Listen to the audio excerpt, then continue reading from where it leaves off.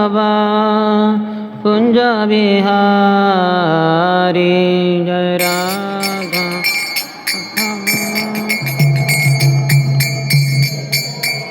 जय गोपी जन वल्लभ गिरिवरधारी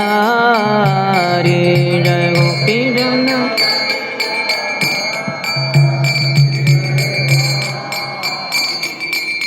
यशोदानंदन ब्रज जन रंजन यशोदा। यमुना तीरा वनचारी यमुना तीरा।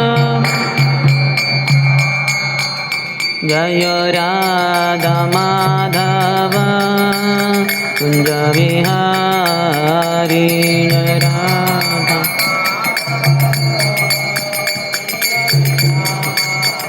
हरे कृष्ण कृष्ण कृष्ण हरे हरे हरे राम राम राम हरे हरे। जोर से गाइए हरे कृष्ण और जोर से कृष्ण कृष्ण हरे हरे।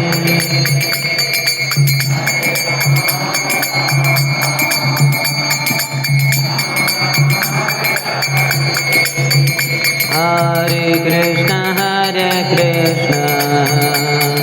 कृष्ण कृष्ण हरे हरे हरे राम राम राम हरे हरे।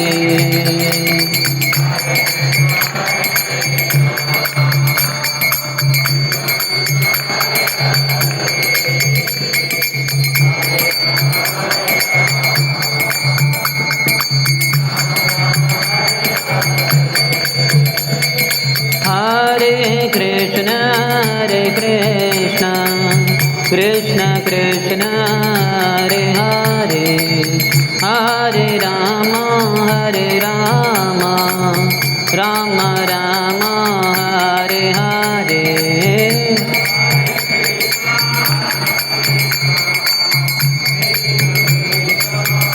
सब गाइए जोर से।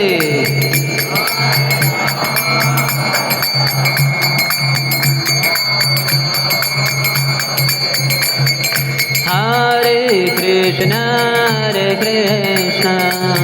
कृष्ण कृष्ण हरे हरे हरे राम राम राम हरे हरे। आवाज नहीं आ रही है, जोर से। कृष्ण कृष्ण हरे हरे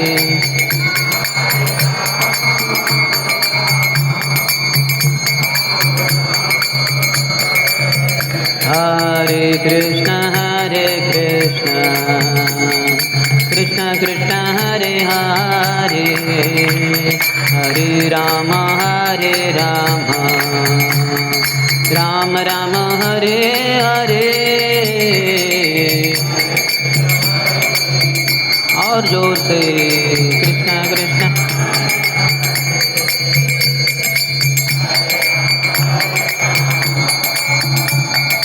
राम राम हरे हरे हरे कृष्ण कृष्ण कृष्ण हरे हरे हरे राम राम राम हरे हरे।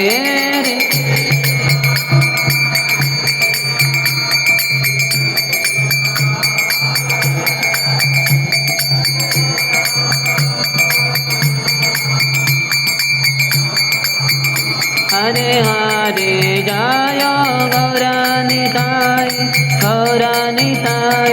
गौरानिताय जय गौरानिताय।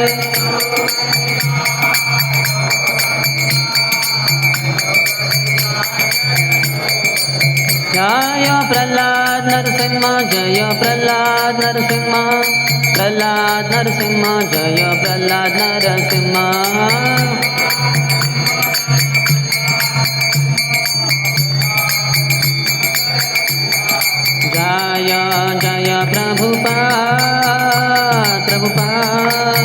प्रभुपाद जय प्रभुपाद।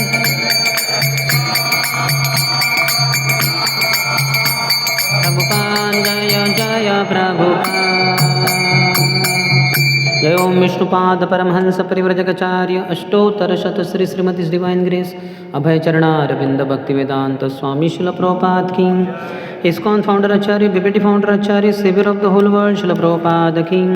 जय ओम विष्णुपाद परमहंस परिव्रजकाचार्य अष्टोत्तरशत श्री श्रीमद भक्ति सिद्धांत सरस्वती गोस्वामी ठाकुर शिल प्रभुपाद की। अनंत कोटि वैष्णव वृंद की। नामाचार्य शिल हरिदास ठाकुर की।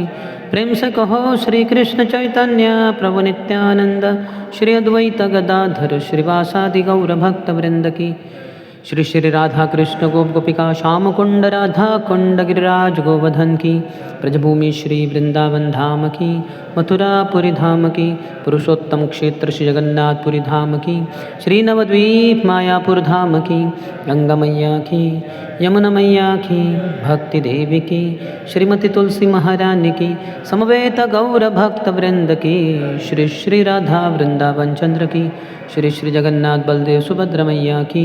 श्री श्री गौनिताय की। श्री नरसिम्हदेव भगवान की। श्री प्रहलाद महाराज की। श्री नरसिम्ह चतुर्दशी महोत्सव की। निताय गौर प्रेमानंदे। All glories to the assembled devotees. All glories to the assembled devotees. All glories to the assembled devotees. All glories, all glories, all glories to Shri Guru and Shri Gauranga. Namam Vishnupadaya Krishna Prishtaya Bhutale Shrimate Bhakti Vedanta Swamin iti namine. Namaste Saraswati Deve Gauravani Pracharine Nirvishesha Shunyavadi Paschatya Deshatarine. ओम ज्ञानतिमिरन्धस्य ज्ञानाञ्जनशलाकया चक्षुरोन्मीलितं येन तस्मै श्रीगुरवे नमः।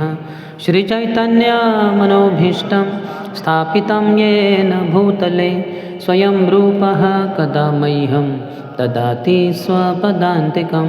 वन्देऽहं श्रीगुरोः श्रीयुतपदकमलं श्रीगुरून् वैष्णवांश्च श्रीरूपं साग्रजातं सहगणा रघुनाथान्वितं तं सजीवं साद्वैतं सावधूतं परिजनसहितं कृष्णचैतन्यदेवं श्रीराधा कृष्णपादान् सहगणा ललिता श्रीविशाखान्वितांश्च वाञ्छाकल्पतरुभ्यश्च कृपासिन्धुभ्य एव च पतितानां पावनेभ्यो वैष्णवेभ्यो नमो नमः। जय श्री कृष्ण चैतन्य प्रभु नित्यानंद श्री अद्वैत गदाधर श्रीवासादि गौर भक्तवृंद। हरे कृष्ण कृष्ण कृष्ण हरे हरे हरे राम राम राम हरे हरे।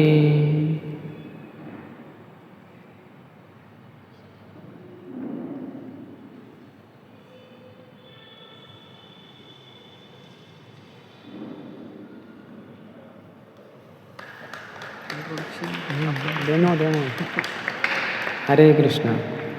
तो नरसिंह चतुर्दशी के इस पावन पर्व पर उपस्थित सभी भक्तों का हार्दिक स्वागत है। मैं श्रीमान श्री चैतन्य चंद्र प्रभु का बहुत आभारी हूँ, उन्होंने बहुत प्रेम से हमें यहाँ बुलाए। तो थोड़ा इस लीला की चर्चा करेंगे। इसका वर्णन वैसे 10 अध्यायों में हुआ है श्रीमद् भागवतम में 7वें स्कंद में, और नरसिंह पुराण में भी इसके ऊपर 5 अध्याय हैं। तो थोड़ा दोनों से देखेंगे हम। भगवान भगवद्गीता में कहते हैं कि यदा यदा हि धर्मस्य ग्लानिर्भवति भारत अभ्युत्थानमधर्मस्य तदात्मानं सृजाम्यहम्। जब जब धर्म की हानि होती है और अधर्म बढ़ जाता है तब मैं आता हूँ। परित्राणाय साधूनां विनाशाय च दुष्कृतां धर्म संस्थापनार्थाय संभवामि युगे युगे। 3 कारणों से आते हैं भगवान। परित्राणाय साधूनां, साधुओं की रक्षा करने के लिए।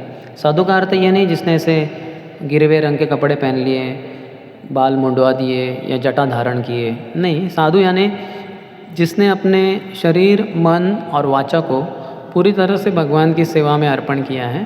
तो ऐसे साधु या साधुओं की रक्षा करने के लिए। तो ऐसे साधु यहाँ प्रहलाद महाराज है, जो ऊपर से साधु के रूप में नहीं है, 5 साल के ही है, बालक ही है और दैत्य पुत्र है, एक राक्षस के पुत्र है, लेकिन साधु है। तो उनकी रक्षा करने के लिए परित्राणाय साधूनाम विनाशाय च दुष्कृताम, दुष्टों का संहार करने के लिए इस घटना में हिरण्यकशिपु बड़ा राक्षस बना। हालांकि भगवान का नित्य पार्षद है, जय विजय जो वैकुंठ के द्वारपाल है, उनको ही भगवान की दिव्य योजना से श्राप प्राप्त हुआ कि 3 जन्म लेंगे यहाँ धरातल पे। तो सत्ययुग में वो हिरण्यकशिपु हिरण्याक्ष के रूप में आए, तो वही त्रेता युग में रावण और कुंभकर्ण के रूप में आए, और वही द्वापर युग में शिशुपाल और दंतवक्र जो कृष्ण के द्वारा मारे गए। तो ये दोनों जो है और कोई नहीं, जय विजयी है, भगवान के द्वारपाल है। लेकिन दिखाते हैं अपने जीवन से, अपनी जीवन शैली से कैसे राक्षसी प्रवृत्ति के नहीं होना चाहिए हमें। तो ये जो 6 आए राक्षस, तो ये अलग अलग हमारे जो अनर्थ है उनका प्रतिनिधित्व करते हैं। काम, क्रोध, लोभ, मोह, मद, मत्सर। तो काम जो है वो रावण ने दिखाया सीता जी को हरण करके, क्रोध है वो दंतवक्र ने दिखाया, बहुत क्रोधित हो गए भगवान के। काम, क्रोध, लोभ दिखाया हिरण्याक्ष ने, पृथ्वी का बहुत खनन करके सोना वगैरह निकाल के पृथ्वी पूरी रसातल में जा गिरी। तो वरादेव ने अपने टस के ऊपर, अपने दांत के ऊपर उनको धारण कर लिया। काम, क्रोध, लोभ, मोह दिखाता है कुंभकर्ण, बहुत सोता था 6 महीने के लिए। काम, क्रोध, लोभ, मोह, मद दिखाता है हिरण्यकशिपु, और मत्सर दिखाता है शिशुपाल, जो कृष्ण का पहला ही मुंह से, बच्चा ही था, जन्म लिया, पहला मुंह से जो शब्द निकला वो कृष्ण के लिए गाली ही थी। हालांकि कृष्ण का ही मौसेला भाई था, मौसी का बेटा था वो, लेकिन बहुत गाली देता था कृष्ण को। तो कृष्ण ने बताया कि, तो मौसी को पता था कि ये कृष्ण ही जाके शिशुपाल का वध करेंगे आगे। तो कहते देखो बेटे, तुम भी तो मेरे ही बहन के बेटे हो, अपने बहन के बेटे को, मौसी के भाई को, मौसी के पुत्र को क्यों मारते हो, तो मारो मत। तो कृष्ण कहे ठीक है चलो मौसी, जब तक 100 गाली देगा तब तक मैं सहन कर लूँगा, 100 को जैसे ही आगे पार कर जाएगा तो मैं इसका वध कर दूंगा। बोले हाँ वो ठीक है। तो शिशुपाल को बता के रखा था माँ ने, देख शिशुपाल 100 के आगे जाने का नहीं। तो वो कृष्ण को गाली देता था और गिनता भी था, हे नीच, हे कमीने, हे गधे, जो भी गालियाँ देता था, और गिनता भी था, और 99 तक रुक जाता था। लेकिन राजसू यज्ञ में ऐसे हो गया कि उसका दिमाग काम नहीं कर पाया, बहुत गर्म हो गया वो, और 100 को पार कर दिया तो भगवान ने उसको मार डाला। तो हमारे अनर्थों को नष्ट करते हैं भगवान ये राक्षसों का वध करके। तो जो हिरण्यकश्यपु है वो अहंकार का प्रतिनिधित्व करता है। तो आज के दिन, आज की शाम, जब सूरज ढल रहा था, दिन अंत हो रहा है और संध्या शुरू हो रही है रात का समय, तो उसके बीच में डस्क कहते हैं उसको, संध्या समय, तो उस समय भगवान नरसिंह देव ने हिरण्यकश्यपु का वध किया। तो हम ये प्रार्थना करते हैं भगवान के चरणों में कि हमारे हृदय में भी जो अहंकार है, जो अज्ञान के कारण आता है, अहंकार विमूढ़ात्मा, हम मूर्ख लोग हैं तो अहंकार करते हैं। हम सोचते हैं कि कितना बड़ा बिल्डिंग बांधा मैंने, और वही बिल्डिंग भूकंप में गिर गया तो हम वो बिल्डिंग के सर पे गिरने से ही मर जाते हैं। तो हमने ही जो बिल्डिंग बांधी उससे हम ही मर जाते हैं। तो हम ही जो खोज निकालते हैं उससे हमारा ही नाश हो जाता है। लेकिन हम बड़ा अहंकार करते हैं। तो इससे बचने के लिए हमें ये लीला भी थोड़ा सुनना चाहिए। तो हिरण्यकश्यपु बड़े राक्षस थे, हालांकि उनका जन्म तो एक महान परिवार में हुआ है। उनके पिताजी कश्यप और माता दीति, इन दोनों ने पति पत्नी हैं। तो दीति की अन्य सौत भी थी, तो बहुत सारी कन्याओं को दिया था कश्यप मुनि को। तो बाकी सबको तो पुत्र प्राप्त हो गए कश्यप मुनि के द्वारा, दीति को नहीं हुआ। तो दीति ने शाम के समय अपने पति को कहा कि मुझे बच्चा चाहिए, मुझे बच्चा दीजिए, हम शारीरिक संग करेंगे। तो वो कहे कि अभी ये उचित समय नहीं है, अभी नहीं, रात को। तो वो कहीं नहीं, मुझे अभी करके उन्होंने उनकी धोती खींचना शुरू कर दिया। तो वो भी बेचारे विवश हुए और उन्होंने अपने पत्नी के साथ शारीरिक संग किया। उसके बाद स्नान करके उन्होंने दीति को कहा कि देख दीति, ये हमने गलत किया है, ये समय उचित नहीं। जब शिव जी के पार्षद घूमते हैं शाम के समय, तो इस समय शारीरिक संग करना उचित नहीं होता। तो अभी हमने किया, तो इसका नतीजा, कारण, परिणाम ये होगा कि तुम्हारे गर्भ से 2 बड़े भयंकर राक्षस उत्पन्न होंगे, जो बाद में जाके भगवान के द्वारा मारे जाएंगे। तो बोली ये तो अच्छी बात है स्वामी कि मेरे पुत्रों का वध भगवान के द्वारा होगा। ब्राह्मणों का अपराध करके, वैष्णवों का अपराध करके तो मृत्यु नहीं होगा, वो सबसे बदतर है, सबसे बुरा है। तो वैसे तो नहीं, लेकिन भगवान के द्वारा मारे जाएंगे, ये अच्छी बात है। लेकिन दैत्य पुत्र ये अच्छा नहीं है, यानी राक्षसी प्रवृत्ति के। दीति के पुत्र इसलिए दैत्य कहा जाते हैं। तो फिर दनु के पुत्र होते हैं तो दानव कहलाए जाते हैं। तो फिर ये अच्छा नहीं कि वो राक्षस प्रवृत्ति के रहेंगे। तो कृपया थोड़ा कुछ क्षमा कीजिए, थोड़ा कुछ सुधारिए इसको। बोले नहीं, तुम पश्चाताप कर रही हो, इसके कारण तुम्हारे पुत्र तो नहीं बदलेंगे, वो तो राक्षस ही रहेंगे, लेकिन तुम्हारा जो पौत्र रहेगा, तुम्हारे 2 पुत्रों में से एक का पुत्र जो रहेगा वो बहुत बड़ा महाभागवत रहेगा, भगवान का बड़ा वैष्णव रहेगा। और जो भी साधु संत महात्मा साथ में आएंगे उसका ज़रूर नाम लेंगे, उसका गुणगान करेंगे। तो प्रहलाद नाम रहेगा उसका। तो ये कब की बात है? जब दीति गर्भवती हुई है। दीति ने ये जानकर कि मेरे 2 पुत्र राक्षस रहेंगे, पूरे समाज में आतंक मचाएंगे, जो ब्राह्मणों का वध कर देंगे, गैयों की हत्या कर देंगे, स्त्रियों को प्रदूषित कर देंगे और पेड़ काटेंगे, यज्ञ में सब गंदे चीज़ें डालेंगे। तो ऐसे राक्षसी प्रवृत्ति के पुत्र जितना देरी से पैदा हो उतना उचित, ये सोचकर उसने 100 साल तक वो प्रसूति की ही नहीं। उन दिनों में स्त्रियों में, ऐसी महान स्त्रियों में शक्ति रहती थी। आज के तारीख में वो संभव ही नहीं, 9 महीने के बाद हो जाएगा डिलीवरी। लेकिन उसने 100 साल तक वो जन्म दिया ही नहीं। लेकिन 100 साल के बाद हिरण्यकश्यप हिरण्याक्ष का जन्म हुआ और ये बड़े राक्षस बने। ये जय विजय है, भगवान के नित्य पार्षद है, द्वारपाल है, तो बहुत शक्तिशाली थे। तो भगवान के पार्षदों को, भक्तों को देवता कुछ भी नहीं कर सकते। इस कारण ये दोनों राक्षसों को देवता कुछ भी नहीं कर पा रहे थे। उल्टा इन दोनों ने परास्त कर दिया सभी देवताओं को। देवताओं के राज्य को छीन लिया हिरण्यकश्यपु ने, पूरा सब उनके मुट्ठी में था। तो इंद्र, चंद्र, वायु, वरुण, गणेश, ये सब 33 करोड़ देवी देवता उनके अधीन थे। और विष्णु को मारना ये उसका उद्देश्य था। हिरण्याक्ष को मारे गए वराहदेव के द्वारा, तो उसकी विष्णु के प्रति ईर्ष्या और अधिक बढ़ गई हिरण्यकश्यपु की। बोले मेरे भाई का हत्यारा ये विष्णु, ये बहुरूपिया है, हाँ इस बार सुअर का रूप लेकर आ गया, मेरे भाई की हत्या कर दी। अच्छा, ये कहीं भी छिप जाए मैं इसको ढूंढ निकालूंगा और इसकी हत्या कर दूंगा। ऐसा उसका प्रण था, भाई के हत्यारों को मारना है करके। लेकिन वो करने के लिए तपस्या की ज़रूरत है, ये सोचकर उसने तपस्या के लिए चला गया मंदर पर्वत पे। तो वहाँ गया तो लेकिन कहीं कुछ हमला वगैरह ना हो जाए, इसलिए अपने धनुष और बाण को भी लेके गया था और तपस्या शुरू कर दी उसने, घनघोर। तो घनघोर तपस्या तो शुरू हो गई, तो देवता लोग सब इकट्ठा हो गए। बोले ये तो बहुत समस्या हो जाएगी, अभी ये इतना बड़ा राक्षस, तो अभी ये तपस्या करेगा तो और शक्तिशाली बनेगा, हमारा नाश कर देगा, तो इसकी तपस्या को भंग करना होगा, कौन करेगा? सब देवता डर गए, बोले नहीं नहीं नहीं, हमसे तो नहीं होगा, पकड़े गए तो ये तो जान से मार डालेगा। तो नारद मुनि ने ब्रह्मा जी को कहा, पिताजी आप चिंता मत कीजिए, मैं इसके तपस्या में भगवान विष्णु की कृपा से ज़रूर यशस्वी होऊंगा भंग करने के लिए, इसमें बाधा डालने के लिए। तो नारद मुनि और पर्वत मुनि ये दोनों अच्छे मित्र हैं, तो दोनों चले गए मंदर पर्वत पे। कुछ जगह पे अन्य भी कैलाश पर्वत का भी उल्लेख है, तो जो भी है, तो वो भागवत में मंदर पर्वत का है, लेकिन नरसिंह पुराण में कैलाश पर्वत भी कहा है। तो दोनों चले गए और जहाँ हिरण्यकश्यपु मंदर पर्वत के ऊपर जहाँ तपस्या कर रहा था, तो ताड़ासन में खड़ा हो गया था। आपने श्रीमद् भागवतम के 7वें स्कंद में कितने जनों ने वो फोटो देखी है? हिरण्यकश्यपु तपस्या कर रहे हैं, हाथ दोनों ऊपर करके, आपने देखा है। हाँ, तो पाँव के जो अंगूठे हैं, उंगलियां हैं, उसके ऊपर खड़ा हो गया।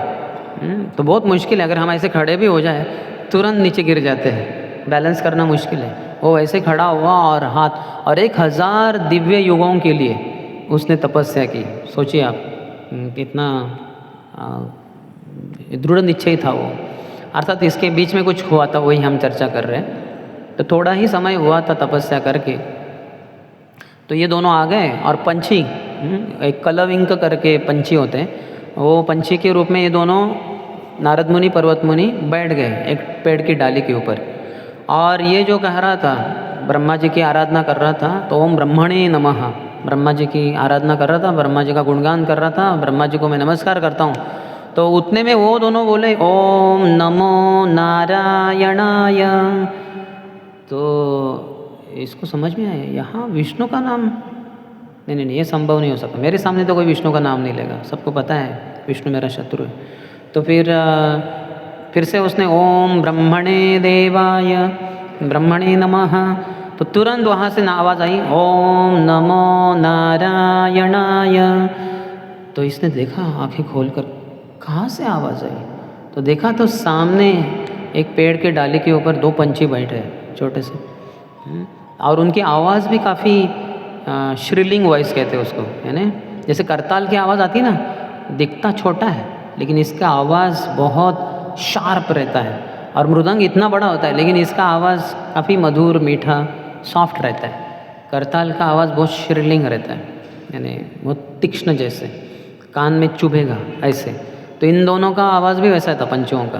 तो यहाँ और क्रोधित हो गया, तो एक बार फिर से उसने बोला ओम ब्रह्मणे नमः, तो तब तक तुरंत उन्होंने बोला ओम नमो नारायणाय। अभी तो इससे रहा नहीं गया, तो तुरंत वो झुक गया, उसने अपने धनुष को लिया हाथ में, उसके ऊपर बाण लगाया और मारने के लिए प्रयास किया, तो दोनों पंछी उड़ गए। तो उड़ते गए तो फिर इन्होंने भी पीछा किया, इधर भागे उधर भागे, वो तो गायब हो गए। उसी त्रस्त अवस्था में, पीड़ित अवस्था में हिरण्यकश्यप घर में आ गया। बोले देवता मेरे तपस्या में इतना बड़ा विघ्न डाले, ऐसा क्यों करते हैं ये वो।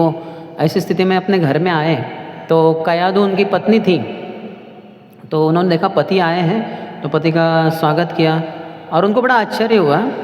प्रसाद वगैरह खिलाया मैंने, खिलाने के बाद रात को जब बिस्तर पे थे दोनों, तो कहे पति देव आप बुरा मत मानिए, लेकिन आप तो कहे थे कि आप 10,000 साल के बाद आएंगे, ये क्या, आप तो बहुत ही कम समय में आ गए।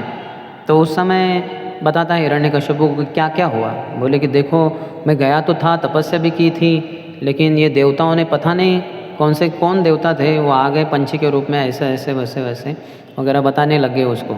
और उस थोड़े समय पहले ही वो रजस्वला थी, और अभी वो उसके बाद अभी गर्भ धारण करने के लिए उचित अवस्था थी, और उसी समय उन दोनों का शारीरिक संगम हो गया।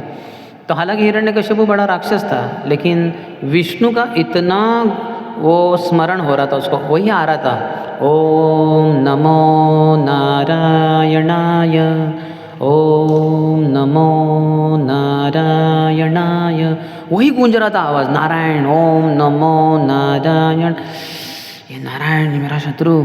लेकिन वो महामंत्र जो मंत्र है वही गूंज रहा था। और उसी स्थिति में उसने अपने पत्नी का संगम किया, और क्योंकि वो उचित अवस्था में थी तो गर्भ भी तुरंत स्थापित हो गया, और वही बालक आगे जाके प्रहलाद बना। तो इसके बाद फिर से हिरण्यकश्यप तपस्या करने के लिए चला गया। जब ये गर्भवती बनी तो फिर से चला गया। उस समय जब वो दूर है अपने देश से, देवताओं ने हमला बोल दिया हिरण्यकश्यप के राज्य के ऊपर, और सब कुछ छीन लिया। विशेषकर कयादु को इंद्र ने पकड़ कर लेके जा रहे थे, जैसे ही इसका प्रसूति हो जाएगा इसके पुत्र का वध कर देंगे। तो प्रभुपाद अपने भक्तिवेदांत परपोट तात्पर्य में कहते हैं कि इन देवताओं को इतना तो लिहाज था, इतनी तो संस्कृति थी कि गर्भवती स्त्री के अंदर जो गर्भ है उसको तो नहीं गिराना चाहिए, गर्भपात नहीं करना चाहिए, ये बहुत बड़ा पाप है। जैसे गो हत्या और गर्भपात, ये बहुत बड़े पाप माने गए हैं। तो देवताओं ने गर्भपात करने की नहीं सोची थी, जब बच्चे का जन्म होगा तब उसको हम मार डालेंगे, ऐसे सोचा था। तो लेके जा रहे थे कयादु को, उतने में नारद मुनि आगे बोले रुको रुको इंद्र, ये तुम्हें शोभा देता है क्या? तुम सब सत्वगुण में स्थित देवतागण हो, अच्छे पुण्य कर्म करने कारण स्वर्ग के अधिष्ठाता बन गए हो, तो इसका अर्थ ये नहीं कि किसी के ऊपर भी अत्याचार शुरू कर दो, मासूम के ऊपर, विशेषता स्त्री है, वो स्त्री गर्भवती है, ये क्या उचित है? क्यों लेके जा रहे हो? बोले नहीं आपको पता नहीं मुनिवर, इसका जो पुत्र है, जो हिरण्यकशिपु का पुत्र है वो बहुत बड़ा राक्षस बनेगा, पिता से भी बड़ा राक्षस बनेगा, हमें समस्या कर देगा, तो जब छोटा ही रहेगा जन्म होते ही उसको मार डालेंगे। तो नारद मुनि ने कहा नहीं, आप गलत सोच रहे हैं, इसके गर्भ में स्थित कोई राक्षस नहीं है, ये महाभागवत शुद्ध भक्त भगवान विष्णु का है, नित्य पार्षद है भगवान का, तो वो जन्म लेगा, वो है। तो तुरंत ये समझकर कि इसके गर्भ में एक शुद्ध भक्त है जिसके हृदय में भगवान नारायण विराजमान है, तो अभी ये स्त्री का शरीर है वो मंदिर बन गया है। तो मंदिर की हम प्रदक्षिणा करते हैं, तो 3 बार देवताओं ने उनके कयादु माता के शरीर की प्रदक्षिणा की, इंद्र चंद्र वायु वरुण गणेश जो भी थे सब ने प्रदक्षिणा की और उनसे क्षमा याचना की, माते हमें क्षमा कर दीजिए, हमें पता नहीं था। तो वो चले गए सब। तो उस समय कयादु को तेले खतरा था ही, तो नारद मुनि ने कहा बेटी तुम चिंता मत करो, मैं तुम्हें अपने आश्रम बद्रिकाश्रम लेके जाता हूँ, वहाँ तुम सुरक्षित रहोगी। तो अभी कयादु उनके आश्रम में है, वहाँ सब बाकी स्त्रियाँ हैं, बाकी ऋषि मुनिगण हैं, तो वो अलग अलग सेवाएं करते हैं, बगीचे को पानी देना, पौधों को साफ सफाई करना, मालाएं बनाना, तो ये सेवाएं सब करती थी कयादु माता। और साथ ही साथ नारद मुनि का सबसे बड़ा उद्देश्य था इसके गर्भ में स्थित जो महाभागवत शुद्ध भक्त भगवान नारायण का जो नित्य पार्षद है उसको संदेशा देना, उसको भागवत धर्म सिखाना, इसलिए उन्होंने शुरू कर दिया नारद मुनि ने। तो सेवाएं तो करती थी माता कयाधु, लेकिन उसके बाद जो समय मिलता था नारद मुनि ऐसे बैठ जाते थे और प्रवचन शुरू। तो अभी वो गर्भवती है, स्त्री है, दिन में बहुत कुछ सेवा की है और अभी संध्या का समय हुआ है, वो थक गई है, तो इसलिए उसको थोड़ा नींद आती थी। जैसे कथा में होता भी है, ऐसे कहते हैं कथा बहुत मधुर होती है, ज़्यादा मधुर चीज़ें खाने से नींद अधिक आती है। तो कथा में वैसे भक्तों को भी नींद आती है, और वो तो अबला स्त्री और गर्भवती बहुत सेवाएं की हैं दिन भर, तो झपकी लगाती थी, ऐसा चल रहा है। और नारद मुनि आंखें बंद करके बता रहे कौमार आचरेत प्राज्ञो धर्मान भागवतान इह दुर्लभम मानुषो जन्मो तदपि अध्रुवमर्थदम। तो बोलते ही जा रहे हैं सुखम इंद्रिय कम दैत्या देह योगी न देहिना सर्वत्र लभ्यते दैवात यथा दुखम अयत्नता। उनको पता ही नहीं क्या हो रहा है एक तरीके से, वो तो त्रिकालज्ञ है, भूत वर्तमान भविष्य तीनों जानते हैं, लेकिन एक तरीके से उनको पता नहीं। तो मैंने कुछ सालों पहले एक तेलुगु मूवी देखी थी ना, तेलुगु मूवी, तो उसमें तेलुगु में थे वो, लेकिन यही कथा नारद मुनि की तेलुगु मूवी है। तो वो बता रहे नारद मुनि, और शाम का समय हुआ है तो वो थकी है, तो ऐसे गिर रही हो, नींद आ रही है उसको, और नारद मुनि एक पॉइंट बताए कुछ, तो हम भगवान कृष्ण के नित्य दास हैं, ऐसे बताए। नारद मुनि की आंखें बंद है, तो पेट के अंदर गर्भ में जो स्थित प्रहलाद है वो कहता है तो हमें भगवान की नित्य सेवा करनी चाहिए। तो प्रहलाद गर्भ से कहता है और ये सेवा होती है 9 प्रकार से। प्रहलाद कहते हैं श्रवणम कीर्तनम विष्णु स्मरणम पाद सेवनम अर्चनम वंदनम दास्यम सख्यम आत्मनिवेदनम इति पुंसार्पिता विष्णुस् भक्तिश्चैनवलक्षणा क्रियेत भगवती अद्धा तन्मन्ये अदितमुत्तमम। प्रहलाद कहते हैं तो और नारद मुनि को लग रहा है वो कयाधु सुन रही है, लेकिन कयाधु तो उसकी तो हालत ख़राब है एकदम वो तो खाली कह रही हाँ हाँ यानी हाँ नहीं कह रही हो, उसका गर्दन गिर रहा है नीचे क्योंकि बहुत नींद आ रही है उसको, लेकिन प्रहलाद ध्यानपूर्वक सोए। और कुछ समय बीतने के बाद अब स्त्री के शरीर में है तो इतना तत्वज्ञान याद रखना मुश्किल हो जाता है स्त्रियों के लिए, पुरुषों के लिए भी मुश्किल हो जाता है, स्त्रियों के लिए तो और भी मुश्किल। तो वो बेचारी भूल गई कालांतर में, प्रहलाद नहीं भूले। प्रहलाद ने सब कुछ श्रवण किया, वो तो थोड़ी सो भी रही थी बीच में, थोड़ा बहुत कुछ सुना होगा, वो भी कालांतर में भूल गई, लेकिन प्रहलाद नहीं भूले। लेकिन ऐसा हुआ था कि इन्होंने जो कयाधु माता है उन्होंने नारद मुनि से वरदान मांगा, बहुत प्रसन्न थे कयाधु से, तो बोले बेटी मांगो जो भी वरदान चाहिए। तो कही कि मैं जब तक मेरे पति वापस ना आए तपस्या करके तब तक मैं अपने बच्चे को जन्म न दूँ, गर्भ को धारण करके रहूँ। तो वो तो 1000 दिव्य युगों के बाद आए, तो इन्हें हज़ारों सालों के लिए वो गर्भवती रही कयाधु और जन्म दिया ही नहीं बच्चे को। तो प्रहलाद अपने माँ के गर्भ में हज़ारों सालों के लिए थे। जैसे 9 महीने के लिए रहते हैं बच्चे, वैसे नहीं थे, क्योंकि ये कयाधु ने वरदान मांगा था नारद मुनि से। तो बाद में हिरण्यकशिपु आ गए तपस्या से, और जैसे आ गए तो इन्होंने जन्म दिया बच्चे को, बहुत सुंदर बालक प्रहलाद। अर्थात हिरण्यकशिपु के 4 पुत्र हुए, शायद एक पुत्री भी थी। तो प्रहलाद, लाद, सल्लाद और अल्लाद से 4 कोई तो पुत्र थे। प्रहलाद बड़े थे। तो प्रहलाद 5 साल के हो गए, तो अभी उनको पाठशाला में डालना चाहिए। तो किसकी पाठशाला में डालें? तो दानवों के, राक्षसों के जो गुरु हैं शुक्राचार्य, वो तो चले गए थे तपस्या करने के लिए, लेकिन उनके 2 पुत्र षंड अमर्क वो एक पाठशाला चलाते थे। तो उनकी पाठशाला बहुत प्रसिद्ध था, उनका रेप्यूटेशन था। तो फिर उस पाठशाला में डाल दिया। बाकी भी दैत्यों के पुत्र जो मंत्रीगण थे इत्यादि हिरण्यकशिपु के, उनके भी पुत्र उधर ही सीख रहे थे। राक्षस ही थे सब, बालक, राक्षसों के ही बालक थे वो। तो बहुत सारे बच्चे थे और वहाँ पढ़ाया जाता था। क्या पढ़ाया जाता था? एक तरीके से 4 चीज़ें, साम, दाम, दंड, भेद। कैसे राज्य करना है? साम, उसको समानता दे दो उस शत्रु को। देखो ना, हम आधा आधा राज्य बांट लेंगे उस शत्रु को मारकर। दाम, या उसको कुछ दाम देकर, पैसा देकर। दंड, अगर तुम मुझसे दोस्ती नहीं करोगे तो मैं तुम्हें मार डालूँगा। और भेद, नहीं तो उसके जो अनुयायी हैं उसके राज्य में जाके उनको भड़का देना राजा के विरोध में। तो वो सब भड़क के राजा के ऊपर हमला कर देंगे, राजा को मार डालेंगे या राजा को पदभ्रष्ट कर देंगे। फिर उस राज्य को जीतना बहुत आसान हो जाएगा। इस तरह से बताया जाता था। और जैसे अभी बालकों को गणित सिखाना है, तो गणित कैसे सिखाते थे षंड अमर्क?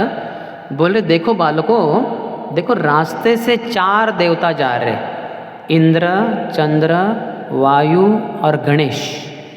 और फिर आप में से एक जन ने धनुष के ऊपर बाण लगाकर इंद्र को मार डाला। तो बताओ कितने देवता बचे? समझ रहे? ये गणित है। कैसा गणित है देखिए। 4 देवता जा रहे हैं, इंद्र, चंद्र, वायु, गणेश। आपने तीर मार के इंद्र को मार डाला, तो कितने देवता बचे? तो बालक क्या बोलेंगे? 3। फिर आगे बोलेंगे, फिर आप में से 2 जनों ने 2 तीर लगाकर 2 और देवताओं को मार डाला, अभी कितने बचे हैं? बोलेंगे 1। तो ऐसा गणित यानी बहुत ज़बरदस्त। आतंकवादियों को ऐसे ही ट्रेनिंग दिया जाता है, हाँ, कि शत्रु को कैसे मार गिराना है वगैरह।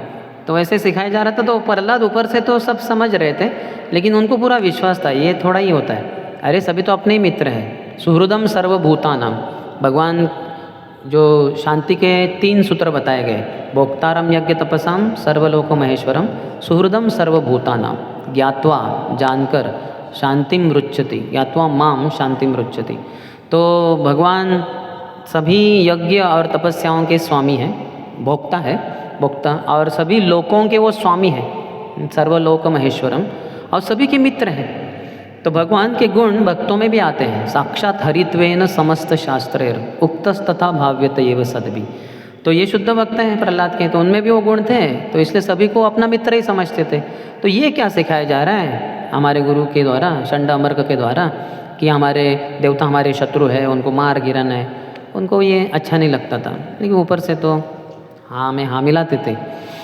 तो लेकिन एक दिन ऐसा हुआ, वो जैसे बोर्डिंग स्कूल जैसा था, तो कुछ समय के बाद घर में आते थे प्रहलाद। जैसे छुट्टियाँ होती है ना, बच्चे घर में रहते हैं जो हॉस्टल गए हैं, तो फिर आए घर में, और सभी माताओं ने उनको पूछा कि बताओ बताओ, कयाधु और अन्य माताओं ने, सबको बड़ा प्यारा है, बड़ा सुंदर है, 5 साल का, बहुत सुंदर थे प्रहलाद, बहुत मासूम थे, बहुत दिव्य गुणों से भरे थे। तो सब माताएं आकर्षित हो गई, बोले बताओ प्रहलाद क्या सीखा तुमने स्कूल में? तो फिर उन्होंने अपने स्लेट के ऊपर निकाल के दिखाया, सुदर्शन चक्र और श्री कृष्णाय नमः ऐसे लिखा। तो इतना सुंदर उनका हस्ताक्षर थे, ये देखकर सभी माताओं ने बड़ी प्रशंसा की। बोले क्या, कितना सुंदर है इसका हस्ताक्षर, कितना सुंदर है प्रहलाद। तो ऐसे तो हिरण्यकश्यप के भी मन में इच्छा हुई कि मैं भी थोड़ा जानूं कि क्या है ये, क्या कर रही है सब स्त्रियाँ, क्या प्रशंसा कर रही है। तो उन्होंने थोड़ी देर के बाद जब प्रहलाद मुक्त थे तो बुलाए, बोले बेटे प्रहलाद बताओ, अपनी पाठशाला में अपने गुरुजनों से क्या सीखा तुमने? तो वो कहते हैं कि क्या कहते हो, हाँ, तत्साधु मन्ये असुरवर्य देहिनां सदा समुद्विग्न धियाम असद्ग्रहात् हित्वात्मपातं गृहमंदकूपम वनम गतो यद हरिमाश्रयेत।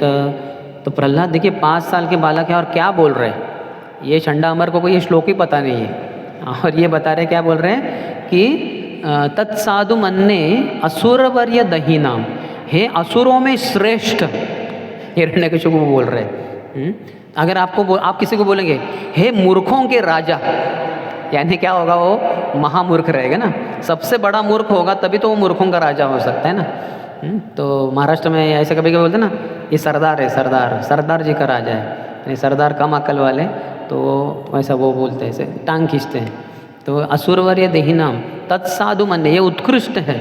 असुरवर्य देहिनाम सदा समुद्विग्न धियाम असद्ग्रहात्।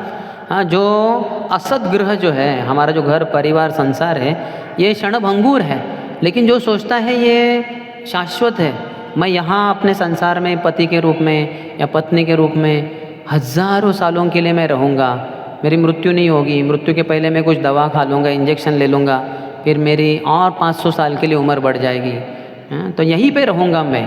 नहीं, हित्वात्म पातम गृहमंदकूपम, छोड़ दो इसको, हित्वात्म पातम छोड़कर गृहमंदकूपम, ये गृह जो है घर में रहना संसार करना, ये अंधकूप के समान है। समझिए एक बहुत बड़ा ऐसा कुआं है, ये जो है इसके 10 गुना अधिक, हाँ, वहाँ से लेके देखिए 20 मंजिल ऊंचा उतना कुआं है, और छोटा सा है और अंधकार है उसमें, और नीचे पानी भी नहीं, जो उसमें गिरेगा उसकी क्या हालत होगी। तो ऐसे गृहम अंधकूपम है, हित्वात्म पातम गृहम अंधकूपम वनम गतो येत। जाओ पिताजी, आप वृंदावन जाओ और हरिम आश्रयेत, हरि के चरणों का आश्रय ले लो। तो प्रहलाद का ये वचन सुनकर हिरण्यकशिपु क्रोधित हो गया, अरे मेरे शत्रु की मैं क्यों आश्रय लूँ, हाँ, मैं तो उसको मार डालूँगा। तो लेकिन ये तो छोटा बालक है, इसका कोई दोष नहीं है, कोई तो ज़रूर पाठशाला में आके इसको गलत पट्टी पढ़ा रहा है, शायद नारद मुनि आ रहे होंगे। तो प्रभुपाद तात्पर्य में लिखते हैं कि उन दिनों में भी उसको लगा कि वेशांतर करके कपड़े बदल कर कोई तो देवता आ रहे हैं और मेरे बच्चे को बिगाड़ रहे हैं, ये हरि भक्ति सिखा रहे हैं। तो प्रभुपाद कहते हैं हम भी जब प्रचार करते हैं तो हमारे भक्तों को बहुत लोग ताने मारते हैं या विरोध करते हैं। तो कभी कभी भक्त शर्ट पैंट पहनकर, जो ब्रह्मचारी है या सन्यासी है, वो भी शर्ट पैंट पहनकर समाज में पुस्तक वितरण करते हैं, और अर्थात सर के ऊपर टोपी लगा देंगे या थोड़े बाल बढ़ा देंगे ना। तो इससे समझ में नहीं आएगा लोगों को कि ये ब्रह्मचारी है या सन्यासी है, क्योंकि उन्होंने शर्ट पैंट पहन लिया ना और छुपा लिया अपने मुंडन किए हुए सर को। तो ऐसे हम प्रचार कर सकते हैं, क्योंकि क्या करें, आसुरी समाज है जो प्रचार कार्य में बाधा डालता है, प्रचार करने ही नहीं देता। तो ऐसी स्थिति में कर सकते हैं, जहाँ विरोध नहीं वहाँ धोती कुर्ता ये सर मुंडाए हुए ऐसे हम प्रचार कर सकते हैं। तो फिर वो कहे देखो चंडा अमर का, कहाँ तो कुछ गड़बड़ है, कोई तो देवता आ रहे हैं या ऋषि नारद मुनि पता नहीं कौन आ रहे हैं, मेरे बेटे को बिगाड़ रहे हैं। तो तुम देखो, कड़ी निगरानी रखना और ये ज़रूर देखना कि इसको कोई हरि भक्ति ना सिखाए, ठीक है। बोले हाँ हाँ हाँ महाराज क्षमा कर दीजिए। और फिर उसको लेके गए और फिर उसको सिखाने लग गए चंडा अमर का। थोड़ा समय बीत गया, फिर से प्रहलाद आ गए वेकेशन में, छुट्टी हो गई तो आ गए, तो फिर से ले लिया हिरण्यकश्यपु ने अपनी गोद में छोटे बालक को। बोले प्रहलाद बताओ क्या सीखे तुम अपनी पाठशाला में। तो वो तब ये कहते हैं श्रवणम कीर्तनम विष्णु स्मरणम, भगवान विष्णु की भक्ति करनी चाहिए, वो 9 प्रकार से होती है। श्रवणम, भगवान के बारे में श्रवण करो, भगवान का गुणगान करो, भगवान का स्मरण करो, भगवान के चरणों का सम्माहन मालिश करो, भगवान की अर्च विग्रहों की पूजा करो, भगवान की दास के रूप में मित्र के रूप में सेवा करो, भगवान को प्रार्थनाएं अर्पण करो, नहीं तो भगवान को सर्वस्व अर्पण कर दो। ये 9 प्रकार से भक्ति जो होती है, और प्रत्यक्ष रूप से कमी नहीं करनी चाहिए, डायरेक्टली विष्णु को ही करना चाहिए। अद्धा शब्द इस्तेमाल करते हैं, तन्मन्ने अधितम उत्तमम इति पुंसार पिता विष्णु भक्तिश्चे नवलक्षणा क्रिएत भगवती अद्धा। अद्धा यानी डायरेक्टली सिर्फ विष्णु के लिए पूरी तरह से विष्णु के बारे में श्रवण करो, कीर्तन करो इत्यादि। तो अभी तो बहुत क्रोधित हो गया हिरण्यकश्यपु। उसने जो बेटे को गोद में रखा था धाड़ करके नीचे फेंक दिया। तो प्रहलाद गिर गया, छोटा सा 5 साल का है, उसने तो संभाल लिया अपने आप को, थोड़ा चोट आया होगा, लेकिन भगवान तो रक्षा कर रहे थे प्रहलाद महाराज की। तो बहुत क्रोधित, जैसे सांप फुतकारता है, देखा होगा अगर सांप जब ऐसा फन ऊपर करता है और फुतकारता है, वो है ना, आवाज़ आती है बहुत खतरनाक। वो आवाज़ सुन के ही आपके रोंगटे खड़े हो जाएंगे, आप भाग जाएंगे वहाँ से। हाँ, कुछ लोग तो मलमूत्र विसर्जित कर देंगे क्योंकि वो बहुत खतरनाक रहता है। अभी वो क्रोधित हो गया वो, तो वैसे हिरण्यकश्यप फुसकार रहा था, तो सब डर गए। और फिर हिरण्यकश्यप ने ऐलान कर दिया, ये तो जैसे कहते हैं ना कुत्ते की पूंछ, उसको नली में भी डाल दो, 20 साल के बाद डालोगे ट्यों टेढ़ी हो जाएगी, तो ये सुधरेगा नहीं, ये गया काम से। हाँ, इसको किसी ने तो ये किया है, इसको जान से मार डालो। तो फिर तुरंत सैनिक आते हैं, प्रहलाद छोटा सा ही है 5 साल का, उसका हाथ पकड़कर ऐसे खींच के ही लेके जा रहे थे। तो तेलुगु मूवी में मैंने देखा था पहले कि, और सही भी होगा, तो प्रहलाद कह रहे थोड़ा रुको, पिताजी के तो चरण तो छूने दो। तो वो भी एकदम दंग रह गए, पिताजी के चरण छूना जा, तो वो हाथ छोड़ दिया प्रहलाद का। तो प्रहलाद जाता है हिरण्यकश्यप के चरणों को, पिताजी पाई लागू। तो हिरण्यकश्यप ला रहे, पाई लागू तो ठीक है, लेकिन मेरे वचन को भी तो लागू करो। मैं बोल रहा हूँ विष्णु हमारा शत्रु है, उसको मारना है, वो तो तू सुनता ही नहीं, और पाई लागू, अरे वचन भी तो लागू करो। तो लेकिन क्या करिए, तो सुधरता नहीं, तो लेके जाओ सैनिकों।